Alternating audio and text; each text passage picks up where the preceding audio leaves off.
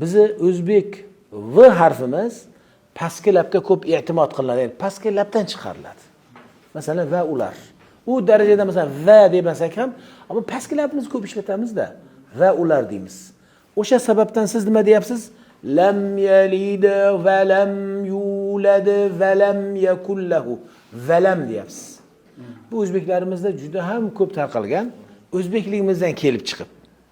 Lekin arab vovi bunaqa emas. Arab vovi ikkilabda mana. Va. Ha, vav. Ko'rdingizmi? Ikkilab ishlaganini ko'ryapsizmi?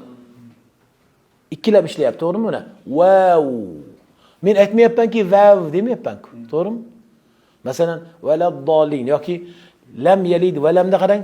Lam yalid va lam yulad va lam bo'lmaydi. Lam yalid va lam yulad va lam yalid va lam. Mana shuni qilamiz. Shunda nima bo'ladi? To'g'ri bo'lgan bo'ladi. Va lam yakul lahu deb lamda tashdidni ko'p ushlab turib qoldingiz, unaqa qilmang. Va lam yakul lahu tashdidda to'g'ri urg'u bor. Bosib bildiring bo'ldi. Lekin va lam yakul lahu mas. Bo'lib ham mana shu siz o'qiyotgan bu rivoyatingiz Imom Hafsni Imom Osimdan qilgan rivoyatlari.